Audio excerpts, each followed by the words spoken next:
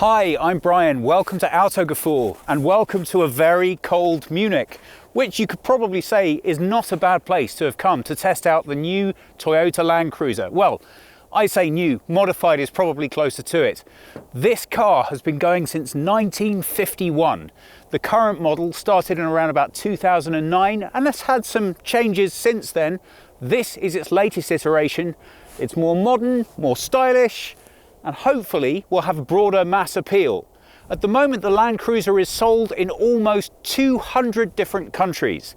Now, as you might be able to figure out, the issue with that is it's not necessarily particularly suited immediately, obviously, to the small streets of Western Europe, but it's hugely popular where there are massive amounts of off-road, places like South Africa, Australia, and large parts of the States. Really, Toyota want with this car to make it have the broadest possible appeal that they can, and the new styling changes are helping to make that a thing of reality. So let's take a look and see how they've done.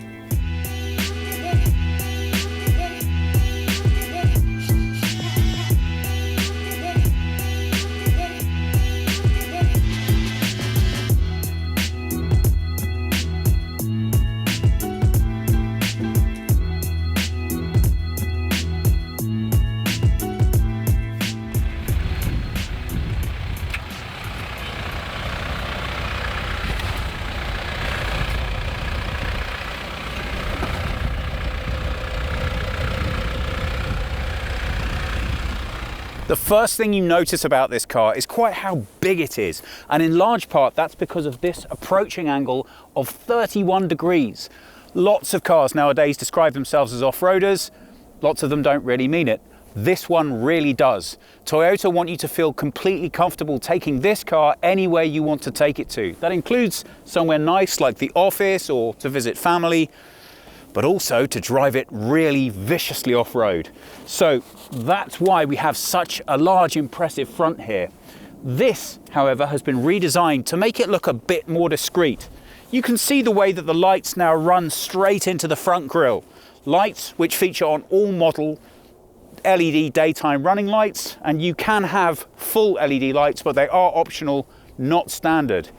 I think the grille really accentuates the boldness of the front. That's either going to be your taste or not, but it is really a very difficult question. How do you design a car that has enough ground clearance to be effective off-road whilst still maintaining a stylish look at the front? That's very difficult.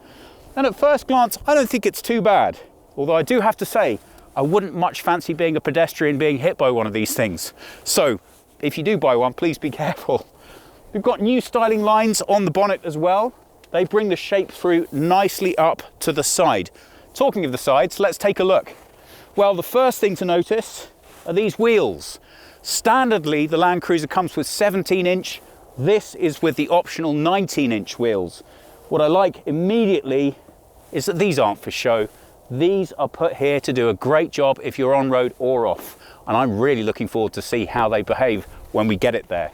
But let's look through to the side. Now, if you remember earlier editions of the Land Cruiser, it was really a bit blocky and a little bit flat here.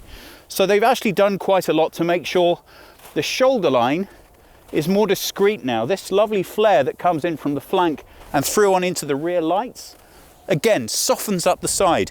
You're going to feel happier taking this to more polite places than you may have done its predecessor. But let's not kid ourselves, it's still a very big car. Coming through to the back, we have slightly bulbous rear lights, a nice flow through on the bumper, and at the back, well, let's be honest, it's a Land Cruiser. I don't think there's a lot to fall in love with back here. It's reminiscent of many other cars of similar size and state, but it does make a statement on the road. And if you're buying one of these, you're likely to want to take it where it's designed to go, and this says it all. At the bottom here, we can see a similar cutaway to the front. This actually gives you a 25-degree angle of approach, and you just can see the spare wheel tucked away underneath. With that front and back access, it's going to allow you to go up and down a lot of very steep surfaces. Don't worry if you're thinking about water, this thing has an up to 70 centimeter wading depth. But don't forget, That's very much going to be dependent on the type of tyres you have fitted, so please don't just buy one from the showroom, take it out into a stream and try. You'll need to make sure it's properly set up first. But I think you'd be hard pushed to say that there's a lot you could think of that you could want to do with a vehicle like this that this won't achieve.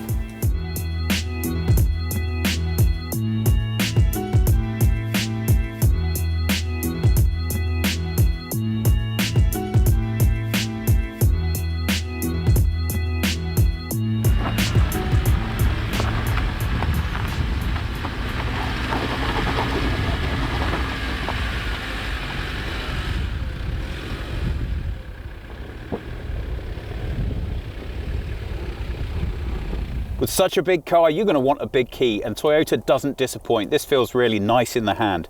Let's take a look inside. Well, we talk quite a lot on Autogefühl about how sometimes we're a little frustrated that manufacturers don't give us their entrance level cars. Firstly, because it's very popular with customers to buy them, but secondly, because yeah, we know with all the whistles and bells it's going to be great, but most people can't spring to that.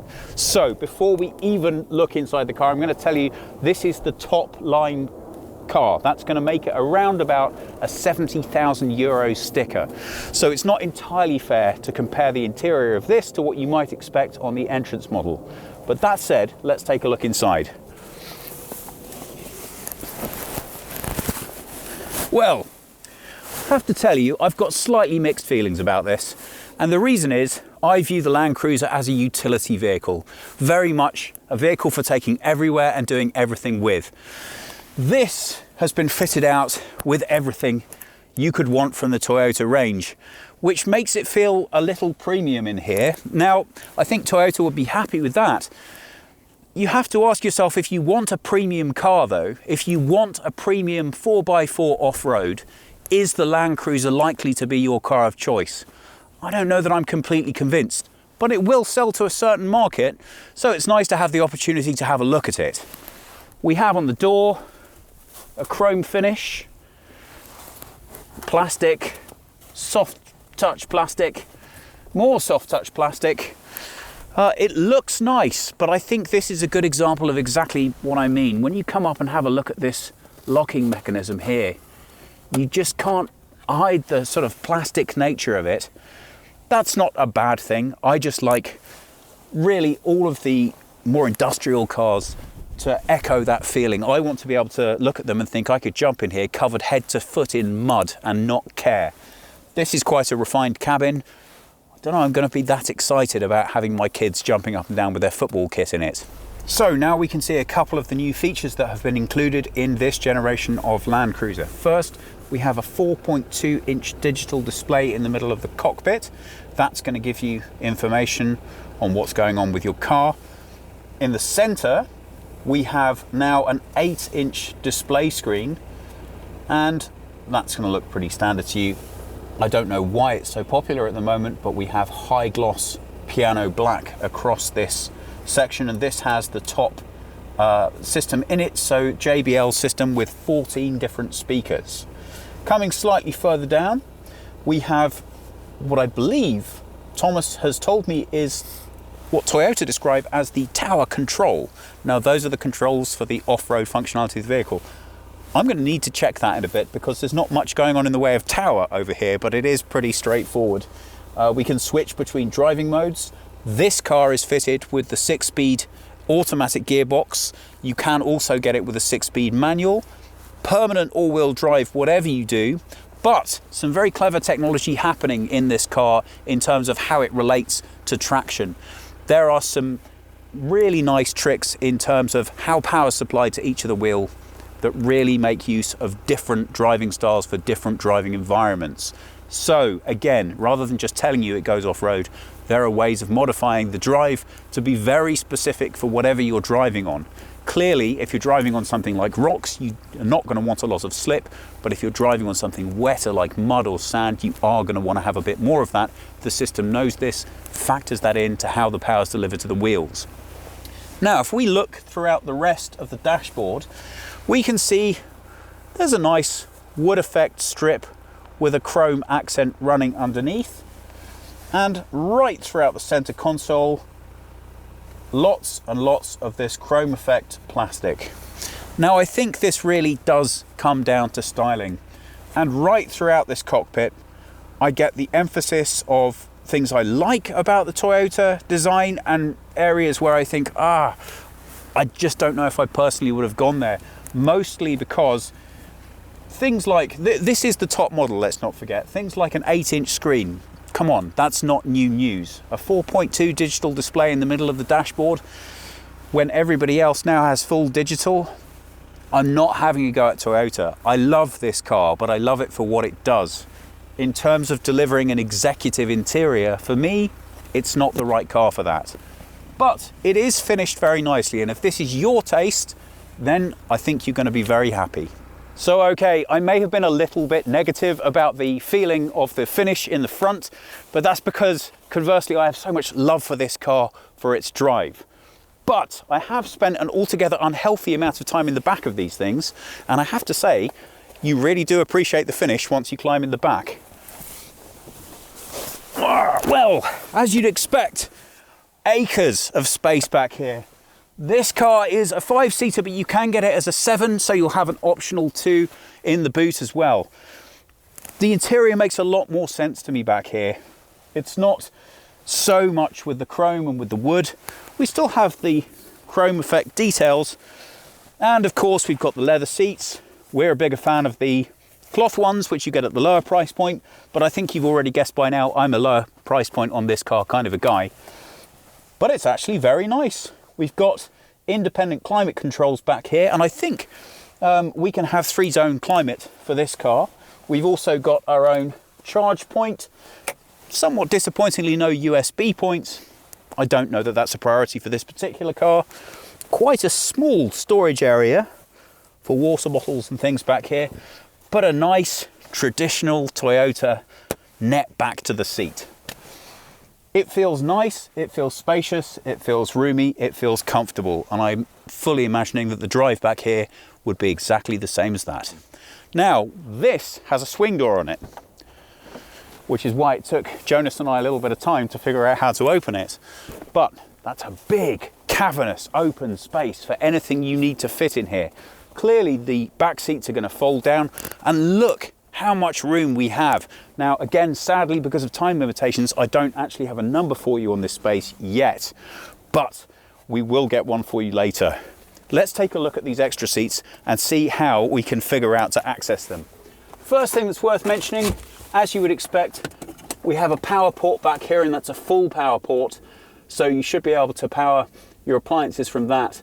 I haven't checked underneath the hood yet, but I would expect that this does have 2 batteries, which means you don't have to have charge anxiety if you want to put something on while you're parked up somewhere. So, all right, Jonas, we can do this. First of all, we're going to have to take out the parcel shelf. Does that sound good? And that's pretty simple. All right, but that has some okay, this is either going to be amusing and entertaining or annoying, so please feel free to fast forward beyond this if you don't really want to see how this happens. Here we go. Okay, so again, being the top model, we've got all the whistles and bells here. There we go. Let's just pop that up there for now. And we have electric rear seats. Wow, that's pretty fancy, isn't it? That is amazing. I'm just going to move out of the side so Jonas can get a shot of that seat coming out, because it's really quite clever.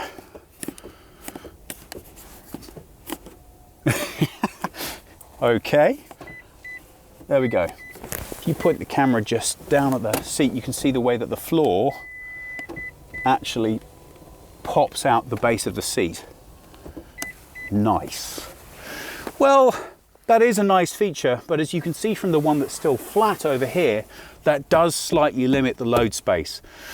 So, I mean, it's useful if you occasionally have the need for a couple of extra people. Me, again, traditionalist, I'm going with the 5-seat. Unbelievably, the base model of this car comes with just 3 doors. I wouldn't cope with that either. I think you need 5 doors, 5 seats, call it a day. I want the maximum amount of load space I can get in the car. But if I did want to have a 7-seat, I'm going to need to know how it feels back there. So let's go check that out. Well, the rake of the seat is also electrically adjusted back here. I'm not really going to surprise you by telling you you're not going to want to sit back here if you're a grown-up. If you're taking your friends out into town for a night and you only have half an hour's drive, it's fine. But really, this is designed, I think, and at its best when you have to fit lots of kids in the car, because they're going to be happy back here and they will have enough space. A grown adult, not so much. So there you go. For my taste, stick with the 5 seats. Oh, I mentioned earlier, I think you're more than likely to want to get into your Land Cruiser covered from head to foot in muck. And one of the nice features that they fitted to this car that I really appreciate is that when you're wearing your work clothes, you really don't want to faff around getting in. And that's why this entire steering column moves up and out the way when you want to get out of the car. And when you switch it on, it comes straight back to your position. I think that's a really nice touch. So let's take a look under the hood. Ah, gas struts. Well, actually not nearly as much engine as I was expecting. This is the 2.8 litre diesel. It's very compact. This space here is largely taken up to make sure there's enough room for cooling, and obviously because it's an off-road vehicle we have large impact zones here at the front to absorb anything you might run into. It also makes it much less likely that anything that comes in through here can damage the engine, and taking it off-road, clearly there's quite a lot of things that could do that. Very large battery providing all the power that we need. I don't think we have 2 in this car, only the one for this engine. I think it's big enough to give you everything you want, but actually taking up a surprisingly small amount of space in the engine bay. Have to say, I would quite like to take a look at the 4 litre petrol, but I don't think we're going to get the chance to do that today.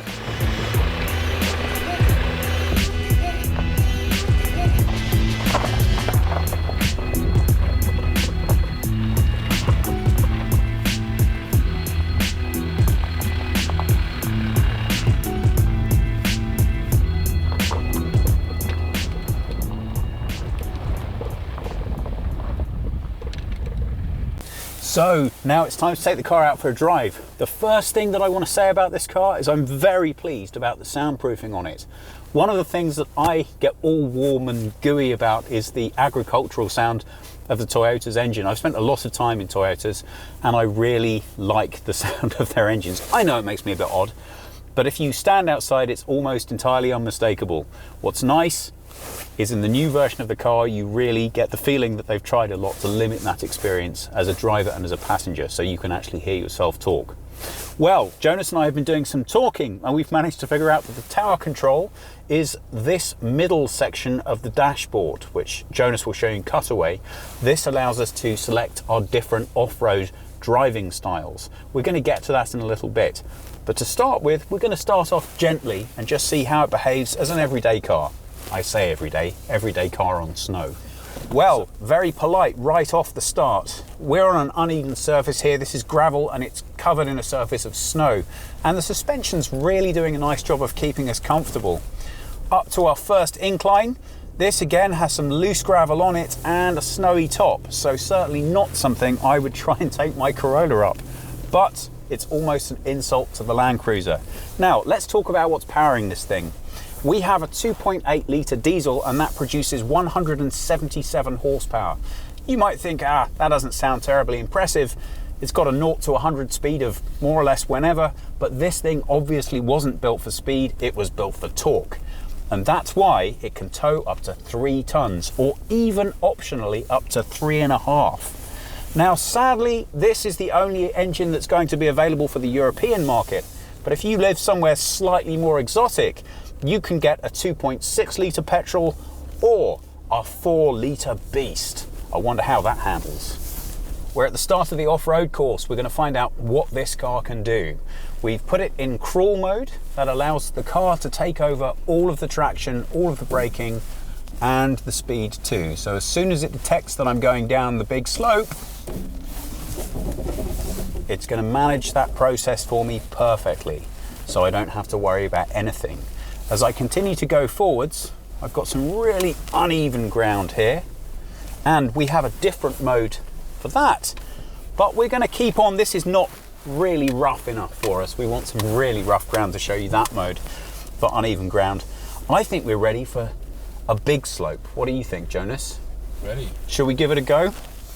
So while we're driving along the flat here, waiting to get to the hill, we can see that we have 3 different camera points on our display, which allow us to see what's going on right around the car. And that's really very helpful, especially if you're in unfamiliar territory. I think it's worth pointing out that nobody expects you to actually drive your car quite this extremely. The manufacturers designed these courses knowing that the cars can handle them, but they're really still quite something to experience. This hill is not a hill that I would ordinarily consider climbing up. So let's see how the Land Cruiser does with it. What do you think, Jonas? Let's go. Jonas looking a little nervous. Giving it some gas, and off we go. Car's looking for traction. Don't forget we've got snow here on top of a loose surface. Now, I think from the exterior shots, we're looking for traction. We found some. From the exterior shots that Jonas took earlier, you should be able to get a sense of quite how extreme this climb is. Looking for traction, not finding any at the moment. That's because of the snow, and unbelievably, we made it up. Jonas is looking a little bit nervous, it has to be said, but that's probably because I'm driving and he's not. So this is going to be all the car. We're coming down now. This is absolutely 100% the car controlling my rate of descent. Obviously I'm doing the steering, but the car is making all of the decisions, and it's doing that by getting the feedback from each of those wheels as to how much slip resistance it has right the way down here. So again, everyday use, you're not likely really to be needing this, but I tell you what, if you've got somewhere snowy that you find yourself in unfamiliar territory, this feature would be absolutely brilliant. I'm getting a little nervous. I see snow coming up ahead. What do you think, Jonas? Are we going to be all right? I hope so. Okay, and perfectly controlled, and actually really pretty comfortable doing it as well.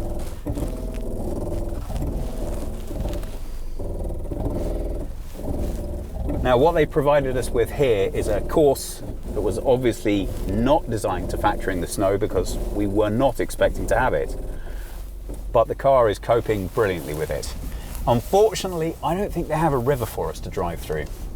So we're not going to get to see that wade depth put to good use today, but we are really experiencing the benefit of this traction control, and it's behaving beautifully.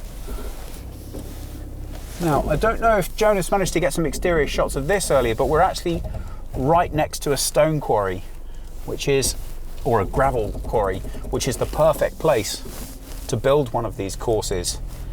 We're lucky enough that we get to try a pretty wide variety of cars on a lot of different ones of these, and they vary immensely in terms of how photographic they are. I guess a lot of that's down to time and money, but this seems like the perfect spot to try out the Land Cruiser. It's rugged and the snow just really makes it, and I have to say it's more than a little bit of fun to drive. So we have another hill, and I'm hoping that because of the background now you can see just how extreme this angle is. It's astonishing to me that this car's still finding grip on top of the snow, but actually it's behaving beautifully, and gives me more than enough confidence to take this car anywhere I could want to go. Well, there we go, just over the brow of the hill and coming around. Look at that, Jonas has just lost 2 pounds in weight through sweat. So it's not just big hills you're going to need to get over, it's also bits of uneven ground. And we have a really nice angle that we're allowed to go to on our side here before the car gets into any kind of trouble. That 4-wheel drive is really working beautifully together to make sure we don't get stuck, says the man who feels like he just got a bit stuck. There we go. And I don't know if you could hear that on the sound, probably not, but that was the nice sound of the rear of the car just touching lightly the snow on the ground. The reason I say that's a nice sound is it's a much nicer sound than the sound of the rear of the car touching on gravel, which you don't want, and neither do we. Shit. This is a really big hill. I can't see the road. You have a camera. Okay. There we go. I'm happy again. I say happy. It's a really steep hill.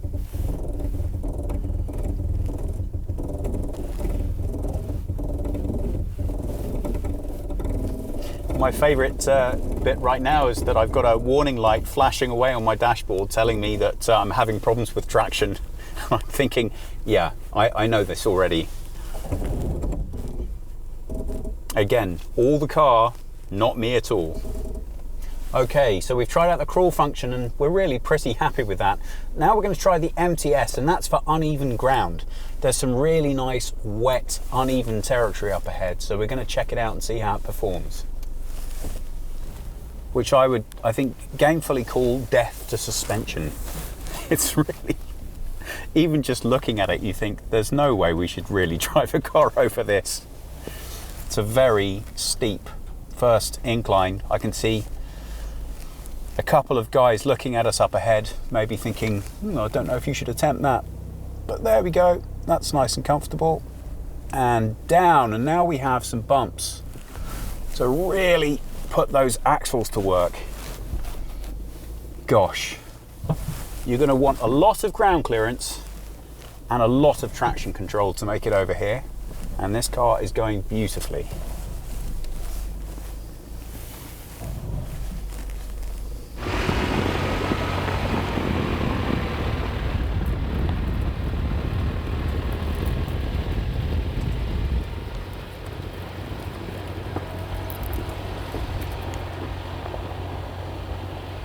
So the 2018 Land Cruiser, what do we think of it? Well, starting price for €41,000, and that's for the 3-door. Now I have to be honest, I don't think we've shown you the 3-door in this film.